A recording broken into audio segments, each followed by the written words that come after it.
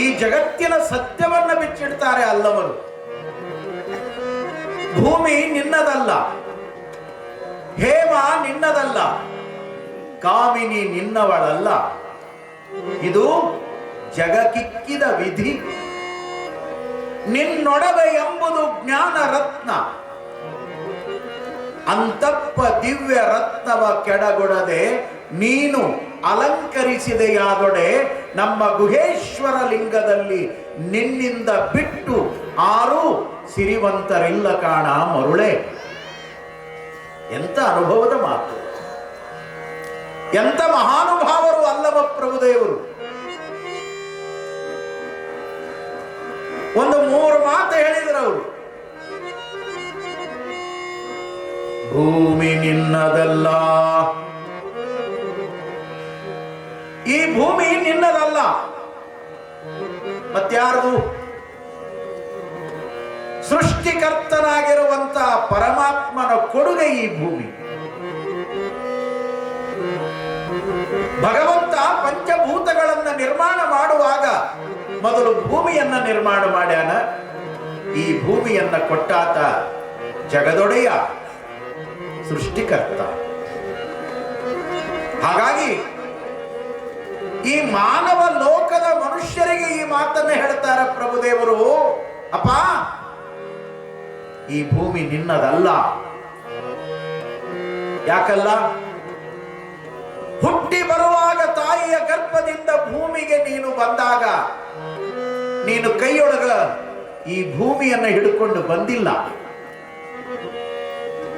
ಕೊನೆಗೊಂದು ದಿನ ಈ ಭೂಮಿಯ ಮೇಲೆ ಓಡಾಡಿ ಬೆಳೆದು ದೊಡ್ಡವನಾಗಿ ಏನೆಲ್ಲ ಕೆಲಸ ಕಾರ್ಯಗಳನ್ನ ಮಾಡಿ ಕೊನೆಗೊಂದು ದಿನ ಸಾವಿನೊಂದಿಗೆ ನಿನ್ನ ಜೀವನವನ್ನ ಕೊನೆ ಮಾಡಿಕೊಂಡಾಗ ಈ ಭೂಮಿಯನ್ನ ನಿನ್ನ ಕೈಯೊಳಗೆ ಹಿಡ್ಕೊಂಡು ಹೋಗಾಕೂ ಬರೋದಿಲ್ಲ. ಬರುವಾಗ ತಂದಿಲ್ಲ, ಹೋಗೋ ಮುಂದ ಒಯ್ಯೋದಿಲ್ಲ. ಅಂದು ಹೇಳಿದ ಮಾತು ಇಂದಿಗೂ ಸತ್ಯ, ಎಂದೆಂದಿಗೂ ಸತ್ಯ. ಇಲ್ರಿ, ನಮ್ಮೂರಾಗ ಮಾನ್ಯ ಹೋಗೋ ಮುಂದ ಒಂದು 50 ಎಕರೆ ಹಿಡ್ಕೊಂಡು ಹೋಗ್ಯಾರಂತೀರ ಏನ್ರಿ? ಹೋಗ್ಯಾರ? ಇಲ್ರಿ, ಮಾನ್ಯ ನಮ್ಮೂರಾಗ ಒಂದು ಹುಟ್ಟಿ ಬಂತು, ಬರುವಾಗ ಒಂದು 100 ಎಕರೆ ಹಿಡ್ಕೊಂಡ ಬಂದದ್ದು ಹೊರಗಂತೀರ? ಇಲ್ಲಲ್ಲ. ಎಷ್ಟು ಸತ್ಯ ಈ ಮಾತು. ಭೂಮಿ ನಿನ್ನದಲ್ಲ. ಯಾಕಲ್ಲ? ಬರುವಾಗ ತಂದಿಲ್ಲ, ಹೋಗೋ ಮುಂದ ಒಯ್ಯೋದಿಲ್ಲ. ಹಾಗಾಗಿ ಈ ಭೂಮಿ ನಿನ್ನದಲ್ಲ. ನೀವು ಅನ್ಬೋದು, ಏನ್ರಿ ಅಪ್ಪ ಅವರೇ ನಮ್ದಲ್ಲ ಅಂತ ಹೆಂಗಂತೀರಿ? ಈಗ ಸದ್ಯ ನಾವು ರೆಕಾರ್ಡ್ ತೋರಿಸ್ತೀವಿ ನಿಮಗೆ. ನಮ್ಮ ಹೆಸರಲ್ಲಿ ಪಾಣಿ ಅದಾವ, ನಮ್ಮ ಹೆಸರಲ್ಲಿ ಹುತಾರ ಅದಾವ, ನಮ್ಮ ಹೆಸರು ಬರೆದು 10 ಎಕರೆ 20 ಎಕರೆ 1 ಎಕರೆ 2 ಎಕರೆ 100 ಎಕರೆ ನಮ್ಮ ಹೆಸರಲ್ಲಿ ಪಾಣಿ ಅದಾವ, ಉತ್ತಾರ ಅದಾವ, ನಮ್ಮ ಹೆಸರಲ್ಲಿ ರೆಕಾರ್ಡ್ ಅದ. ಮತ್ತ ಅಲ್ಲಂತ ಹೆಂಗಂತೀರಿ? ನೋಡ್ರಿ, ಇವತ್ತೇನೋ ನಿಮ್ಮ ಹೆಸರು ಇರಬಹುದು. ಸುಮ್ಮ ಪ್ರಾಮಾಣಿಕವಾಗಿ ವಿಚಾರ ಮಾಡ್ರಿ. ಮೊದಲು ಯಾರ ಹೆಸರಿತ್ತು? ಇತ್ತು ಒಬ್ಬರದು. ಅವರ ಹೆಸರು ತೆಗೆದ ಇವತ್ತು ನಿಮ್ಮ ಹೆಸರು ಕುಂದ್ರಿಸ್ಯಾರ. ಅವ್ರದ್ದು ತೆಗೆದಾರ, ನಿಮ್ಮದು ಕುಂದ್ರಿಸ್ಯಾರ. ಸತ್ಯ ಏನ್ ತಿಳ್ಕೋಬೇಕಂದ್ರ ಮುಂದೊಂದು ದಿನ ನಮ್ಮದು ತೆಗಿತಾರ, ಇನ್ನೊಬ್ಬರದು ಕುಂದ್ರಿಸ್ತಾರ. ಹೌದಲ್ಲ? ಇರೋದು ಒಂದ ಭೂಮಿ ಅದ. ಇದ ಭೂಮಿಗೆ ಎಷ್ಟು ಜನ ಬಂದಾರ, ಎಷ್ಟು ಜನ ಹೋಗ್ಯಾರ, ಯಾರ್ಯಾರ ಹೆಸರಲ್ಲಿ ಏನೇನಿತ್ತು ಎಲ್ಲದೂ ಅವರು ಇಲ್ಲೇ ಬಿಟ್ಟಾರ. ನಂದು ನಂದು ನಂದು ಅಂತ ಬಡದಾಡಿದವರು ಯಾರೂ ಇದನ್ನ ಜೊತೆಗೆ ತಗೊಂಡು ಹೋಗಿಲ್ಲ. ಲೌಕಿಕ ಪ್ರಪಂಚದೊಳಗೆ ನೋಡ್ತೀವಿ ನಾವು, ಒಂದ ತಾಯಿ ಹೊಟ್ಟ್ಯಾಗ ಹುಟ್ಟಿದ ಅಣ್ಣತಮ್ಮಂದಿರು ಒಂದು ಗೇಣು ಭೂಮಿಗೆ ಬಡದಾಡಿದ ಇತಿಹಾಸಗಳದಾವ ನಮ್ಮಲ್ಲಿ. ಒಂದ ಗೇಣು, ಅದೇನು ಬದುವ ಬಾಂಧ ಅಂತ ಮಾಡಿರ್ತಾರಲ್ರಿ, ಅದು ಕಲ್ಲು ಏನರ ಈ ಕಡೆ ಸರಿದ್ರೆ ಇವ ಜಗಳ ಮಾಡ್ತಾನ, ಇದು ಈ ಕಡೆ ಸರಿದ್ರೆ ಇವ ಜಗಳ ಮಾಡ್ತಾನ. ಒಂದು ಗೇಣು ಭೂಮಿಯಾಗ ಏನು 100 ಚೀಲ ಬೆಳೆಯವರದಾರ, ಏನು 1 ಟನ್ ಕಬ್ಬು ತಗೊಳ್ಳೋರದಾರ, ಏನೂ ಇಲ್ಲ. ಆದ್ರೆ ಗೇಣು ಭೂಮಿಗೆ ಬಡದಾಡ್ತೀವಿ, ಹೌದಲ್ಲ? ಇವತ್ತಿಗೂ ಮನುಷ್ಯ ವಿಚಾರ ಮಾಡಬೇಕು, ಯಾವುದಕ್ಕೆ ಬಡದಾಡಬೇಕು, ಯಾವುದಕ್ಕೆ ಬಡದಾಡಬಾರ್ದು. ಅವ ತನ್ನ ಪಾಲಿಗೆ ಬಂದಿರುವಂತ ಹೊಲದೊಳಗೆ ನಿಂತ್ಕೊಂಡು ಅಣ್ಣ ಅವ ಅಂತಿರ್ತಾನೆ, ಇದು ನಂದು ಅಂತಿರ್ತಾನೆ. ಆ ಕಡೆ ಹೊಲದೊಳಗ ಒಡ ಹುಟ್ಟಿದ ತಮ್ಮನೇ ನಿಂತಾನ, ಅವ ಅಂತಾನ ಇದು ನಂದು ಅಂತಾನ. ಅಪ್ಪ ಅವ್ವ ಕೂಡಿ ಇವರಿಗೆ ಅದನ್ನು ಕೊಟ್ಟು ಹೋಗ್ಯಾರ, ಅವರ ಆಸ್ತಿ ಇವರಿಗೆ ಬಂದದ, ಇವ್ರದ್ದು ಮುಂದೆ ಮಕ್ಕಳಿಗೆ ಹೋಗ್ತದ. ಇದು ಯಾರಿಗೂ ಶಾಶ್ವತವಾಗಿ ಉಳಿದಿಲ್ಲ. ಎಂತೆಂಥ ರಾಜ ಮಹಾರಾಜರು ಈ ಭೂಮಿಗಾಗಿ ಬಡದಾಡಿ ಬಡದಾಡಿ ಗುದ್ದಾಡಿ ದೊಡ್ಡ ದೊಡ್ಡ ಯುದ್ಧಗಳನ್ನ ಮಾಡಿ ಎಷ್ಟೋ ಜನರಿಗೆ ಹಿಂಸೆಯನ್ನ ಕೊಟ್ಟು ರಕ್ತಪಾತವನ್ನ ಮಾಡಿ ಕೊನೆಗೊಂದು ದಿನ ಈ ಭೂಮಿಯನ್ನ ಇಲ್ಲೇ ಬಿಟ್ಟು ಮಣ್ಣಲ್ಲಿ ಮಣ್ಣಾಗಿ ಹೋಗ್ಯಾರ. ಅದಕ್ಕಾಗಿ ಅಲ್ಲಮ ಪ್ರಭುದೇವರು ಹೇಳ್ತಾರ, ಭೂಮಿ ನಿನ್ನದಲ್ಲ, ನಿನ್ನದಲ್ಲ, ಇದು ದೇವರು ಕೊಟ್ಟಾನೋ, ಇಳೆ ನಿಮ್ಮ ದಾನ, ಇದು ಭಗವಂತನ ದಾನ ಅದ, ಇದು ನಿನಗಾಗಿ ಪ್ರಸಾದವಾಗಿ ಕೊಟ್ಟಾನ ಭಗವಂತ. ಇದನ್ನು ಸುಮ್ಮನೆ ದೇವರು ಕೊಟ್ಟ ಪ್ರಸಾದ ಅಂತ ಬಳಸ್ಕೋಬೇಕಷ್ಟ. ಏನ್ರಿ, ಮುದುಗಲ್ಲ ಅಪ್ಪ ಅವರು ಭೂಮಿ ನಮ್ಮದಲ್ಲ ಅಂತ ಹೇಳ್ಯಾರ ಅಂತ ತಿಳ್ಕೊಂಡು ಪ್ರವಚನ ಮಂಗಲ ಆದ ಮೇಲೆ ನಾಳೆಯಿಂದ ಇದು ನಮ್ಮದಲ್ಲ ನಮ್ಮದಲ್ಲ ನಮ್ಮದಲ್ಲ ಅನ್ನಕ್ ಶುರು ಮಾಡ್ರಿ. ಮತ್ತೊಬ್ಬ ಬರ್ತಾನೆ, ಇದು ನಮ್ಮದ ಇದು ನಮ್ಮದ ಇದು ನಮ್ಮದ ನಾವು ಬರ್ತಾನೆ. ಹಂಗಲ್ಲದು, ಎಲ್ಲದೂ ಇರಬೇಕು. ನಿಮ್ಮ ಹೆಸರಿಗೆ ಇರಬೇಕು, ವ್ಯವಹಾರ ಮಾಡಬೇಕು, ಉತ್ತಬೇಕು, ಬಿತ್ತಬೇಕು, ಬೆಳಿಬೇಕು, ಭೂಮಿಯಾಗ ಅಡ್ಡಾಡಬೇಕು, ಎಲ್ಲ ಮಾಡ್ಕೋತ ಇರಬೇಕು. ಒಳಗೆ ಏನಿರಬೇಕು ಅಂದ್ರ, ಹೇ ಪರಮಾತ್ಮ, ಇದು ನಿಂದಪ್ಪ, ಇದು ನಂದಲ್ಲ, ನೀ ಕೊಟ್ಟಿದಿ, ನೀ ಕೊಟ್ಟಿದ್ದನ್ನ ಬಳಸ್ಕೊಳ್ತೀನಿ, ಒಂದು ದಿನ ನಿನ್ನದನ್ನ ನಿನಗೆ ಬಿಟ್ಟು ನಿನ್ನ ಪಾದ ಸೇರ್ತೀನಿ ಅಂತ ಯಾವ ತಿಳ್ಕೋತಾನ ಅವನ ಆನಂದವಾಗಿ ಇರಾಕ ಬರ್ತದೆ. ಇದೇ ನಿಜವಾದ ಆಧ್ಯಾತ್ಮ, ಇದು ಜ್ಞಾನ. ಮತ್ತ ಹಂಗ ಬಿಟ್ಟು ನಂದಲ್ಲ ನಂದಲ್ಲ ಅಂದ್ರ ಕಾಯ್ಕೊಂಡು ಕೂತದ್ರಿ ಕಂಪನಿ. ಹಿಂಗ ಅನ್ನೋರ ಬೇಕಾಗ್ಯಾರ, ಇದ್ದದ್ದು ಬಡದಾಡಿ ಕಸ್ಕೊಳ್ಳೋರು ಹುಟ್ಟ್ಯಾರ. ಈಗ ಹಿಂಗಂದ್ರೆ ಬಿಡ್ತಾರೇನ್ರಿ? ಸುಮ್ಮ ಬಳಸ್ಕೊಳ್ಳೋದ್ರಿ, ಒಯ್ಯಾಕ ಅವಕಾಶ ಇಲ್ಲ. ಯಾವನೋ ಒಬ್ಬ ರೈತ ಹೊಸದಾಗಿ ಬೆಂಗಳೂರಿಗೆ ಹೋಗಿದ್ದಂತ, ಬೆಂಗಳೂರಿಗೆ ಹೋಗಿದ್ದು. ಅವಾಗ ಎಂದೂ ಹೋಟೆಲ್ಗೆ ಹೋಗಿ ಅನುಭವನೇ ಇದ್ದಿಲ್ಲ. ಬೆಂಗಳೂರಿನೊಳಗ ಮೆಜೆಸ್ಟಿಕ್ನೊಳಗ ದೊಡ್ಡ ಹೋಟೆಲ್ ರಾಮಕೃಷ್ಣ ಹೋಟೆಲ್, ಕೆಂಪೇಗೌಡ ಸರ್ಕಲ್ಲಿನ ಒಳಗೆ ಬಂದ್ರೆ ದೊಡ್ಡ ಹೋಟೆಲ್ ಅದು. ಹಸುವಾಗಿತ್ತು ಪಾಪ, ಹೆಗಲಿಗೆ ಒಂದು ದೊಡ್ಡ ಚೀಲ ಹಾಕಿದ್ದ. ಹೋಟೆಲ್ ಬೋರ್ಡ್ ನೋಡ್ದ, ಅವರು ಬೋರ್ಡ್ ಹಾಕಿರ್ತಾರಲ್ಲ, ಊಟ ತಯಾರಿದೆ, ನಾಷ್ಟ ತಯಾರಿದೆ, ಅವ್ರು ತಯಾರಿ ಇಟ್ಟಿರ್ತಾರ. ಮತ್ತು ಈಗ ಬೋರ್ಡ ತೆಗ್ದಾರ್ರಿ, ಬೆಂಗಳೂರಾಗಿಲ್ಲ ಎಲ್ಲ, ಯಾಕಂದ್ರೆ ಸಿಲಿಂಡರ್ ಇಲ್ಲ, ಎಲ್ಲಿ ಊಟ ತಯಾರಿ ಎಲ್ಲ ಬಂದಾಗ್ಯಾವ. ದೊಡ್ಡ ದೊಡ್ಡ ಕಟ್ಟಿಗೆ ಒಲಿಯು ಶುರುವಾಗ್ಯಾವ. ನಾ ಯಾವಾಗಲೂ ಹೇಳ್ತಿರ್ತೀನಿ, ಈ ಜಗತ್ತು ಎಷ್ಟೆಲ್ಲ ವಿಜ್ಞಾನದಿಂದ ಓಡ್ತದ ಓಡ್ತದ ಓಡ್ತದ, ಓಡಿ ಓಡಿ ಓಡಿ ಓಡಿ ಮತ್ತೆ ಎಲ್ಲಿಗೆ ಬರ್ತದಂದ್ರ ಮೊದಲು ಎಲ್ಲಿತ್ತು ಅಲ್ಲಿಗೆ ಬರ್ತದೆ. ಈಗ ನೋಡ್ರಿ, ನೀವು ಕಟ್ಟಿಗೆ ಒಲಿನ ತೆಗ್ದೀರಿ, ಹಳ್ಳ್ಯಾಗ ಸಿಲಿಂಡರ್ ಗ್ಯಾಸ್ ತಂದ್ರಿ, ಉಲ್ಟಾ ಅವು ಗ್ಯಾಸ್ ಹೋಗ್ಯಾವ, ಈಗ ಮತ್ತೆ ಒಲಿಗೆ ಬಂದಿರಿ, ಹೌದಲ್ಲ? ಅಲ್ಲಿಗೆ ಬರ್ಬೇಕು. ನಮಗೆ ಏನೆಲ್ಲ ಮಾಡಿದ್ರು ಅಲ್ಲಿಗೆ ಬರ್ಬೇಕು. ಏನು ರೊಟ್ಟಿ ಉಣ್ಣೋದಂದ್ರೆ ಬೇಸರ ಆಗಿತ್ತು ನಮ್ಮ ಮಂದಿಗೆ, ಸಜ್ಜಿ ರೊಟ್ಟಿ ಉಣ್ಣೋದಂದ್ರೆ ಬೇಸರ ಆಗಿತ್ತು, ಕಾಯಿ ಪಲ್ಯ ಉಣ್ಣೋದಂದ್ರೆ ಬೇಸರ ಆಗಿತ್ತು, ಮಿಠ ಮಿಠ Mewa Mewa, north Indian Chinese ಮತ್ತೇನೇನೋ ಉಣ್ಬೇಕಂತ ನಮ್ಮ ಮಂದಿ ಫಾಸ್ಟ್ ಆಗಿ ಹೊಂಟಿದ್ರು. ಉಲ್ಟಾ ಎಲ್ಲಿಗೆ ಬಂದದಂದ್ರ ಈಗೆಲ್ಲ ಬಿಟ್ಟು ಡಾಕ್ಟರ್ ಸಹಿತ ಹೇಳಕತ್ಯಾರ, ಬಿಳಿಜಾಳದ ರೊಟ್ಟಿ ತಿನ್ರಿ, ಸಜ್ಜಿ ರೊಟ್ಟಿ ತಿನ್ರಿ, ಗೊಂಜಾಳ ರೊಟ್ಟಿ ತಿನ್ರಿ, ಅಂದ್ರೆ ಚಂದ ಇರ್ತೀರಿ, ಬ್ಯಾರೆ ತಿಂದ್ರೆ ಜಲ್ದಿ ಸುಡುಗಾಡಿಗೆ ಹೋಗ್ಕಿರಿ ಅಂತ ಹೇಳಕತ್ಯಾರ. ಅವ್ರು ಹೇಳಿದ ಮೇಲೆ ನಮ್ಮ ಮಂದಿ ಬಿಡಾಕತ್ಯಾರಿ. ನಮಗೆ ಚಂದ್ರಿ. ನಮ್ಮ ಹಿರಿಯರು ಏನು ಮಾಡಿಟ್ಟಾರ ಈ ಜಗತ್ತಿನೊಳಗ ಅದಕ್ಕಿಂತ ಮಿಗಿಲಾದ ಅಮೃತ ಈ ಜಗತ್ತಿನೊಳಗೆ ಇನ್ನೊಂದಿಲ್ಲ. ನಾನು 16 ದೇಶಗಳಿಗೆ ಹೋಗಿ ಬಂದೀನಿ, 16 ರಾಷ್ಟ್ರಗಳಿಗೆ ಹೋಗಿ ಬಂದೀನಿ. ವಿದೇಶದೊಳಗೆ ನಮ್ಮ ಆಹಾರ ಪದ್ಧತಿ, ನಮ್ಮ ಫುಡ್ ಸಿಸ್ಟಮ್, ನಮ್ಮಲ್ಲಿ ಸಿಗುವಂತ ಎನರ್ಜಿ ಫುಡ್ ಈ ವಿಶ್ವದ ಯಾವುದೇ ರಾಷ್ಟ್ರದಲ್ಲಿ ಸಿಗುವುದಿಲ್ಲ. ಅವು ಬರೇ ಬ್ರೆಡ್ ತಿಂತಾವ, ಜಾಮ್ ತಿಂತಾವ, ನಾವು ಕಳಿಸಿದ ಹಣ್ಣು ತಗೊಂಡು ಜ್ಯೂಸ್ ಮಾಡಿಕೊಂಡು ಕುಡಿತಾವ. ಅವಕ್ಕೇನೇನು ಕೇಳಬೇಡ.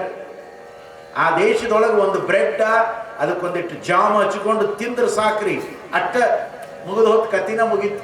ನಿಮ್ಮ ರೊಟ್ಟಿ, ಪಲ್ಯ, ಚಟ್ನಿ ಏನು 10 ಥರ ಉಪ್ಪಿನಕಾಯಿ ಮಾಡಿದ್ರೆ 10 ಥರ ಉಪ್ಪಿನಕಾಯಿ ಮಾಡ್ತೀರಿ. ಅವ ನೀವು ಎಲ್ಲಿ ಸಿಗ್ತಾವ? ಯಾವ ದೇಶದಾಗ ಸಿಗ್ತಾವ? ಎಷ್ಟು ಮಜಾ ಚಟ್ನಿ ಮಾಡ್ತೀರಿ, ಪುಡಿ ಚಟ್ನಿ ಮಾಡ್ತೀರಿ, ಯಾವ ದೇಶದಾಗ ಸಿಗ್ತಾವ? ನೀವು ನಮ್ಮ ಉತ್ತರ ಕರ್ನಾಟಕದ ಈ ಭಾಗವನ್ನು ಬಿಟ್ಟು ಬೆಳಗಾವ, ಬಿಜಾಪುರ, ಧಾರವಾಡ, ಹುಬ್ಬಳ್ಳಿ, ರಾಯಚೂರ, ಕಲಬುರಗಿ, ಬೀದರ್ ಈ ಭಾಗವನ್ನು ಬಿಟ್ಟು ಅಪ್ಪಿ ತಪ್ಪಿ ಬೆಂಗಳೂರು, ಮೈಸೂರು, ಮಂಡ್ಯ, ಮಂಗಳೂರು ಆ ಕಡೆ ನೀವು ಹೋದ್ರೆ ನಿಮ್ಮ ಚಟ್ನಿನೂ ಸಿಗಲ್ಲ, ನೀವು ಮಾಡೋ ಅಡಿಗೆನೂ ಗೊತ್ತೇ ಇಲ್ಲ. ರೊಟ್ಟಿ ಅಂತೂ ಬಡಿಯಾಕ ಬರಂಗಿಲ್ಲ, ಬರೋದೇ ಇಲ್ಲ, ಅವ್ರಿಗೆ ಗೊತ್ತೇ ಇಲ್ಲ. ಅವೆಲ್ಲ ನಮ್ಮದು ಅಪರೂಪದ ಆರೋಗ್ಯದ ಭಾಗ್ಯದ ಊಟ. ನಮ್ಮಂತ ಊಟ ಇಡೀ ವಿಶ್ವದೊಳಗೆ ಎಲ್ಲಿನೂ ಸಿಗೋದಿಲ್ಲ, ಎಲ್ಲಿನೂ ಸಿಗೋದಿಲ್ಲ. ಇದನ್ನು ನೀವು ಅಭಿಮಾನದಿಂದ ಮಾಡಿ ಉಣಬೇಕು. ಮಕ್ಕಳಿಗೆ ಇದನ್ನೇ ಊಟ ಮಾಡಾಕ ಕಲಿಸ್ಬೇಕು. ನಮ್ಮ ಮಕ್ಕಳು ಆರೋಗ್ಯವಂತರಾಗ್ತಾರೆ, ಬುದ್ಧಿವಂತರಾಗ್ತಾರೆ, ನಮ್ಮ ಮಕ್ಕಳಿಗೆ ಶಕ್ತಿ ಬರ್ತದೆ. ನಮಗೆ ಭಾಳ ಚಲೋ, ಭಾಳ ಚಲೋ. ಏನು ಇದನ್ನೆಲ್ಲ ಬಿಟ್ಟರು ನಮ್ಮ ತಾಯಂದಿರು ಏನಾಗ್ಯದ? ನಮ್ಮ ತಾಯಂದಿರ ಪರಿಸ್ಥಿತಿ ಅಂದ್ರೆ ಅವು ಏನೋ ಬಂದಾವಲ್ರಿ, ಅನ್ನ ತಯಾರು ಮಾಡಕ್ ಬಂದಾವಲ್ಲ, ಅವಕ್ಕೇನಂತೀರಿ? ಏನಂತೀರಿ? ಕುಕ್ಕರ್ರೆ? ಕುಕ್ಕರ್. ಕುಕ್ ಅಂದ್ರೆ ಅಡಿಗೆ, ಕರ್ ಅಂದ್ರೆ ಮಾಡು. ಇವು ಎರಡೂ ಸೇರಿಸಿ ಕುಕ್ಕರ್ ಅಂತ ಮಾಡ್ಯಾರ. ನೀವೇನು ಕರ್ರ? ಕರ್ರ ಅದ ಮಾಡ್ತದ. ನೀವೇನು ಮಾಡೋದದ? ಭಾಳ ಈಜಿ ಆಗ್ಯಾರ ನಮ್ಮ ಮಂದಿರಿ. ಈಗ ಅಕ್ಕಿ ಹಾಕೋದ್ರೆ ಅಕ್ಕಿ ಮ್ಯಾಗ 2 ಬೆರಳು ಅಥವಾ ಇನ್ನೊಂದು ಹೆಚ್ಚಿಗೆ ಮೆತ್ತಗಾಗಬೇಕಂದ್ರೆ 3 ಬೆರಳ ನೀರಿಡೋದು, ಮೇಲೆ ಮುಚ್ಚಳ ಮುಚ್ಚೋದು, ಮುಚ್ಚಿ ಅದಕ್ಕೊಂದು ಸೀಟಿ ಹಾಕೋದು, ಅದನ್ನ ಗ್ಯಾಸ್ ಒಲಿ ಮ್ಯಾಗ ಇಡೋದು, ಅಮೃತಧಾರೆ ನೋಡ್ಕೊತ ಕುಂಡ್ರೋದು. ಅಲ್ಲಿ ಅಮೃತಧಾರೆ ಮುಗಿತದ, ಇಲ್ಲಿ ಅನ್ನ ಮುಗಿತದ. ತಿರೋದು ಬೇಡ, ನೋಡೋದು ಬೇಡ. ಅವ್ರೇನು ಒಂದು ಸೀನ್ ತೋರಿಸಿ ಒಂದು ಅಡ್ವರ್ಟೈಸ್ಮೆಂಟ್ ಕೊಡ್ತಾರ. ಒಂದೊಂದು ಅಡ್ವರ್ಟೈಸ್ಮೆಂಟ್ ಬರೋದ್ರಾಗ ಅದು ಒಂದ್ಸಲ ಟಿಸ್ ಅಂತ ಸೀಟಿ ಹೊಡಿತದ. 3 ಅಡ್ವರ್ಟೈಸ್ಮೆಂಟ್ ಮುಗಿತಾವ, 4ನೇದು ಬರೋದ್ರೊಳಗಾಗಿನೇ ಅನ್ನ ರೆಡಿನ ಆಗಿರುತ್ತೆ.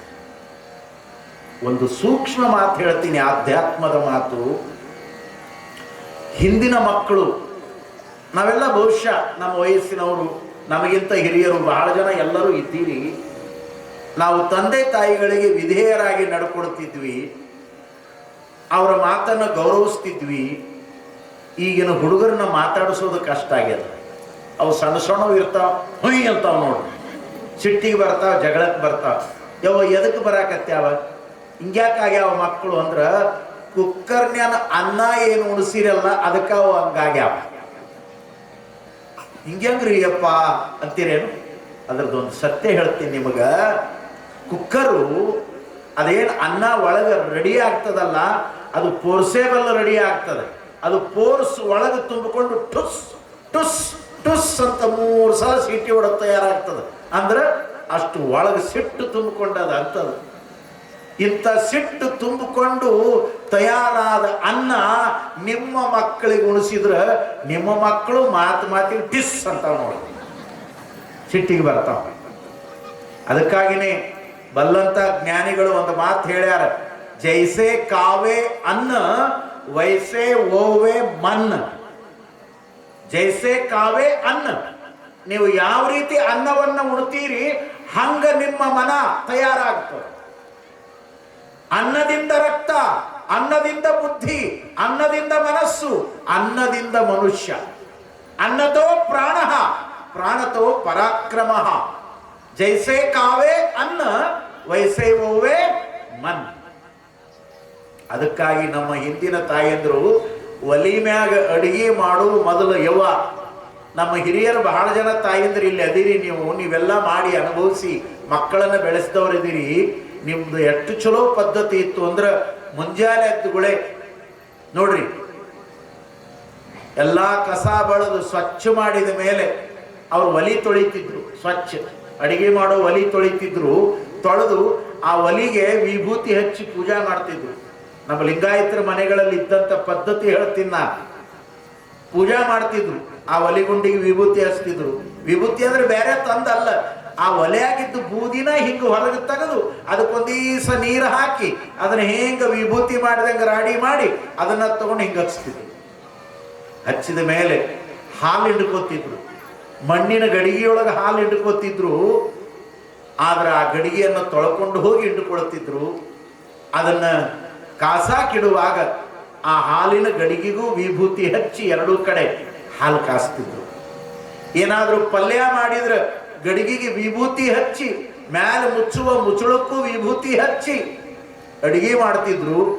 ಅಡಿಗೆ ಬಳಸುವ ಮೊದಲು ಮತ್ತೊಮ್ಮೆ ಆ ಅಡುಗೆಯ ಗಡಿಗೆಗೆ ನಮಸ್ಕಾರ ಮಾಡಿ ಪರಮಾತ್ಮನ ಸ್ಮರಣೆ ಮಾಡಿ, ಶಿವ ಶಿವ ನೀ ಕೊಟ್ಟ ಪ್ರಸಾದ ನಾವೆಲ್ಲರೂ ಉಣ್ತೀವಿ ಅಂತ ಬಳಸಿ ಮಕ್ಕಳಿಗೆ ನೀಡ್ತಿದ್ರು.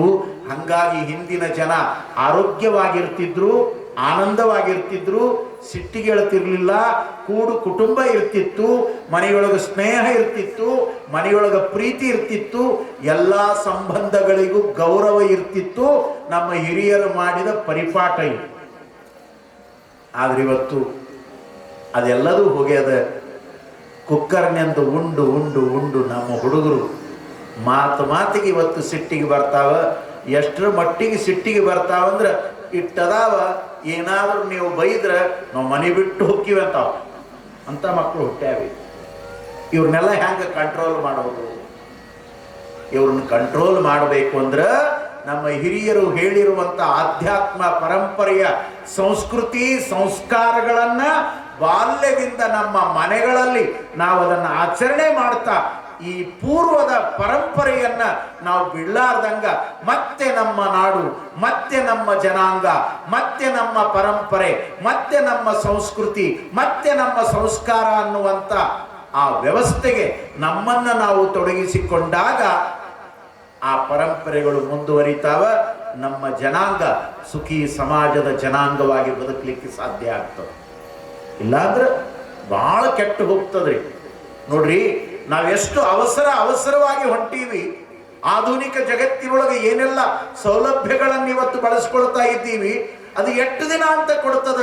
ಒಂದಿಲ್ಲ ಒಂದು ದಿನ ಎಲ್ಲದೂ ಕೂಡ ಈ ಜಗತ್ತಿನೊಳಗೆ ನಿಲ್ಲುತ್ತದ. ನಮ್ಮ ಹಿರಿಯರು ಮಾಡಿದ್ದು ಮಾತ್ರ ಉಳಿತದ. ಅವರು ಮಾಡಿದ ಪದ್ಧತಿಗಳು ಮಾತ್ರ ಉಳಿತಾವ, ಎಲ್ಲವೂ ಹೋಗ್ತಾವ. ನೋಡ್ರಿ, ನಾವು ಒಂದು ವಯಸ್ಸಿನೊಳಗೆ ಬೆಳೆಯೋ ಮುಂದೆ ಮೊದಲು ಮುಲಂಗಿ ಪ್ಯಾಂಟ್ ಅಂತ ಹಾಕೋತಿದ್ರು ನಮ್ಮ ಹಿರಿಯರು. ಅವೆಲ್ಲ ಹೋದ್ರು, ನಮ್ಮ ಶಾಲೆಯಾಗ ನಮ್ಮ ಮಾಸ್ತರೆಲ್ಲ ಹಾಕೊಂಡು ಬರ್ತಿದ್ರು. ಅವು ಹೋಗಿ ಅವು ಬೆಲ್ ಬಟಮ್ ಅಂತ ಬಂದು ಇಟ್ಟಿಟ್ಟು ಆಗಲ್ರಿ, ಕಸ ಬಳಕೋತ ಹೋಗ್ಬೇಕು ಅವು ದಾರ್ಯಾಗ. ಅವಕ್ಕೆ ಮತ್ತೆ ಹಿಂಗೆ ಚೈನ್ ಹಚ್ತಿದ್ರು. ಅವ ಅಮಿತಾಬ್ ಬಚ್ಚನ್ ಹಾಕೊಂಡ ಇವ್ರು ಹಾಕೊಳಕ್ ಶುರು ಮಾಡಿದ್ರು.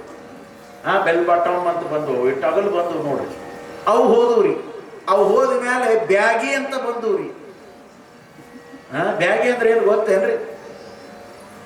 ಬೆಗ್ಗರ್ಸ್ ಅನ್ನುವಂಥ ಶಬ್ದದಿಂದ ಬ್ಯಾಗಿ ಬಂದದ. ಇವೊಂದಿಟ್ಟು ದಿನ ಬಂದವ್ರಿ.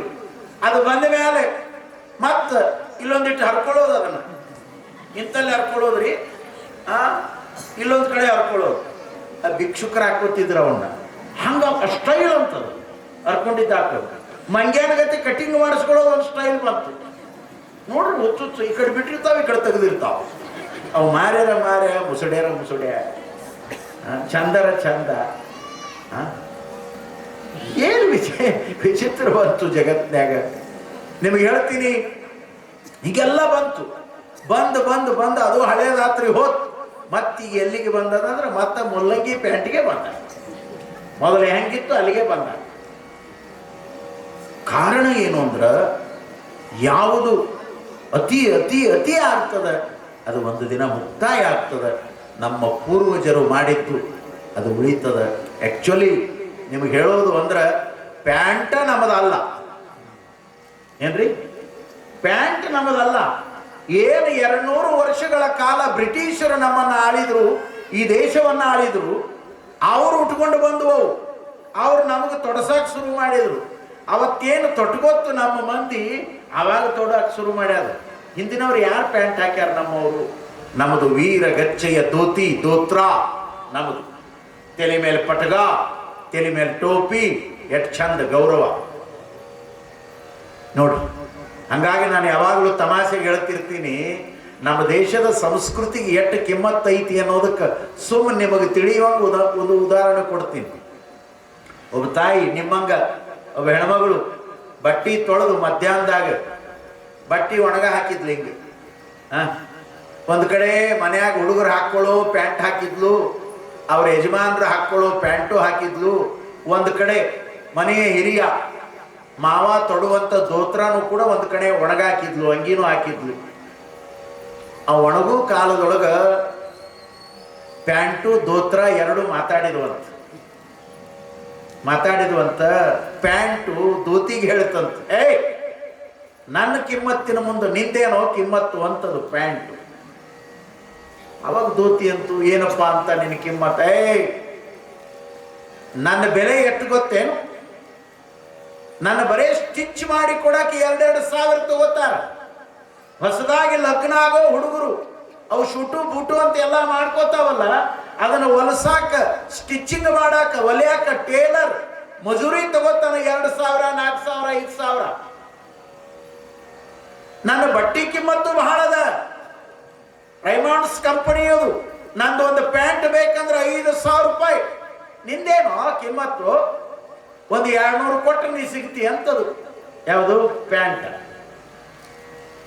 ಅವಾಗ ದೋತಿ ಅಂತೂ ಇರಬಹುದಪ್ಪ, ನನ್ನ ಕಿಮ್ಮತ್ತು 200 ಇರಬಹುದು, ನಿನ್ನ ಕಿಮ್ಮತ್ತು 2,000 ಇರಬಹುದು. ಆದ್ರೆ ನಾನೇನು ಉಪಯೋಗಕ್ಕೆ ಬರ್ತೀನಲ್ಲ, ನಾ ಬರುವಷ್ಟು ಉಪಯೋಗ ನೀ ಬರಂಗಿಲ್ಲ ಅಂತದು ದೋತಿ. ನಿಂದೇನಂತ ಉಪಯೋಗ ಅಂತ ಪ್ಯಾಂಟ್ ಕೇಳ್ತು. ಆವಾಗ ದೋತಿ ಹೇಳ್ತಂತ, ಹಾಸಿದರೆ ಹಾಸಿಗೆಯಾದೆ, ಸುತ್ತಿಕೊಂಡರೆ ಲುಂಗಿಯಾದೆ, ಉಟ್ಟರೆ ಧೋತಿಯಾದೆ, ಸುತ್ತಿದರೆ ರುಮಾಲಾದೆ, ಹರಿದು ಚಿಂದಿಯಾದರೆ ಬುತ್ತಿ ಕಟ್ಟುವ ವಸ್ತ್ರವಾದೆ, ಇನ್ನೂ ಹರಿದು ಚಿಂದಿಯಾದರೆ ಚಹಾ ಸೋಸುವ ಜರಡಿಯಾದೆ, ಇನ್ನೂ ಹರಿದರೆ ಮಕ್ಕಳ ಕೆಳಗೆ ಹಾಸಿಗೆಯಾದೆ, ನೀನಾರಿಗಾದೆಯೋ ಎಲೆ ಪ್ಯಾಂಟೆ ಅಂತ ಕೇಳ್ತಂತ. ನೀನಾರಿಗಾದೆಯೋ ಎಲೆ ಪ್ಯಾಂಟೆ. ಎದಕ್ಕೆ ಬರ್ತದ್ರಿ ಪ್ಯಾಂಟ್? ಹಿಂದೇನಾದ್ರೂ ಸೀಟ್ ಹರಿತು ಅಂದ್ರೆ ಒಗಿತಾರೆ, ಉಡಂಗಿಲ್ಲ. ಉಡ್ತೀರೇನು? ಸೀಟ್ ಹರಿತಂದ್ರೆ ಒಗಿತೀರಿ. ನೀವು ಒಗದ್ರೆ ಮನೆಯಾಗ ಶಾಣೆ ಹೆಂಡತಿ ಇದ್ಲು ಅಂದ್ರೆ ಏನು ಮಾಡ್ತಾಳಂದ್ರೆ, ಸೀಟ್ ಏನು ಹರಿದಿರ್ತದಲ್ರಿ, ಕೆಳಗೆ 2 ಕಾಲು ಅದಾವಲ್ಲ, ಚೀಲ ಉದ್ದನು ಹಿಂಗೆ 2 ಕತ್ತರಿಸ್ತಾಳ.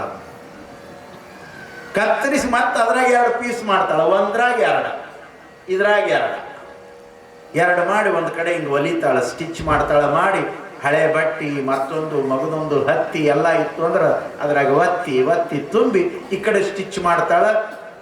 ಪ್ಯಾಂಟಿನ ಕಾಲ 2 ತಲೆದುಂಬ ಆಗ್ತಾವ. ಗಂಡಗೊಂದು ಹೆಣ್ತಿಗೊಂದು ಮುಗಿದು ಕತಿ. ಮತ್ತೆ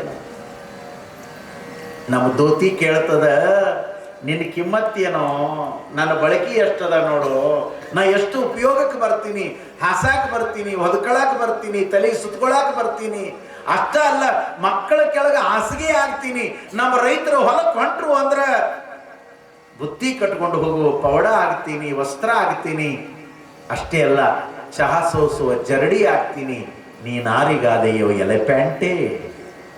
ನೋಡ್ರಿ, ಯಾಕೆ ಈ ಮಾತು ಹೇಳಿದೆ ಅಂದ್ರೆ, ನಮ್ಮ ಹಿರಿಯರು ಮಾಡಿದ ಯಾವುದೇ ಸಂಪ್ರದಾಯ, ನಮ್ಮ ಹಿರಿಯರು ಮಾಡಿದ ಯಾವುದೇ ಒಂದು ವ್ಯವಸ್ಥೆಗಳು ಅವು ಬಹುಮುಖಿಯಾಗಿ ಎಲ್ಲರಿಗೂ ಉಪಯೋಗವಾಗುವಂತ ಅಪರೂಪದ ಸಂಪತ್ತದ ನಮ್ಮದು. ಹಾಗಾಗಿ ಯಾವುದೇ ಮಾಡಲಿ ಮನುಷ್ಯ ಮಾಡುವಾಗ ಎಲ್ಲದನ್ನ ಅರಿತು ಮಾಡಬೇಕೇ ವಿನಃ ಮರೆತು ಮಾಡಬಾರದು. ಬೆಂಗಳೂರಾಗ ಬರೇ ಹೋಟೆಲ್ ಮುಚ್ಚಿದುವು ಅನ್ನೋದು ಕೆಟ್ಟಿ ಹೇಳ್ಬೇಕಾತ್ ನೋಡ್ರಿ. ಮತ್ ಕುಕ್ಕರ್ ಬಂತು, ಮತ್ತೊಂದು ಬಂತು. ಎಷ್ಟು ಬರ್ತಾ ವಿಷಯ ಹಂಗ. ಅವ ಹಸುವಾಗಿತ್ತು ಒಳಗೆ ಹೋದ.